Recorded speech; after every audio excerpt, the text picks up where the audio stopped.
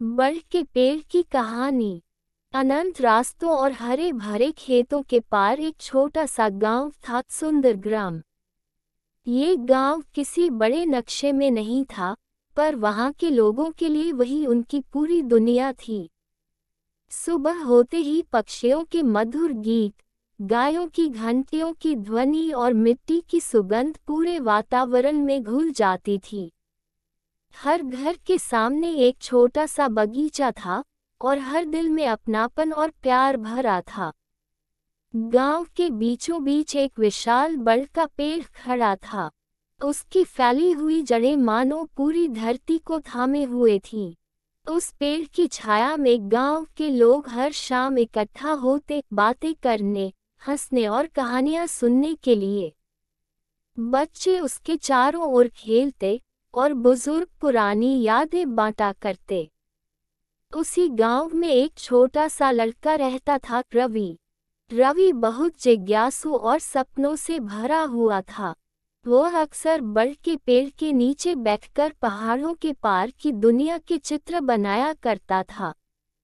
उसका सपना था कि वह शहर जाकर पढ़ाई करे, पर उसका परिवार बहुत गरीब था।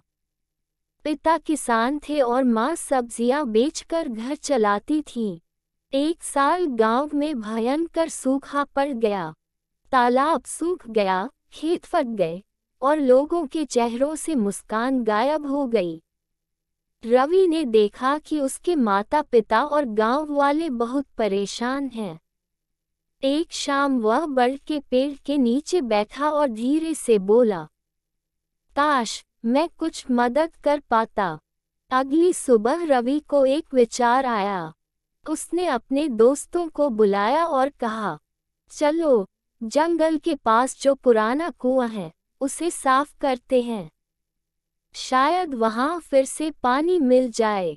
बच्चों ने उसके साथ मेहनत शुरू की, मिट्टी और पत्थर निकालने लगे। जब बड़ों ने ये देखा तो वे भी मदद के लिए आ गए। दिन बीतते गए, सब ने मिलकर मेहनत की और एक दिन कुएं से पानी की आवाज सुनाई दी। पूरा गांव खुशी से झूम उठा। सब ने बड़ के पेड़ के नीचे मिलकर प्रार्थना की। पानी खेतों तक पहुंचा और जल्द ही धरती फिर से हरी भरी हो गई। रवि के छोटे से विचार ने पूरे गांव को जीवन दे दिया। गांव के मुखिया ने कहा, उम्र छोटी हो या बड़ी, अगर दिल सच्चा हो तो कोई भी बड़ा काम किया जा सकता है। साल बीत गए। रवि बड़ा होकर एक इंजीनियर बन गया, पर उसने अपना गांव कभी नहीं भुलाया।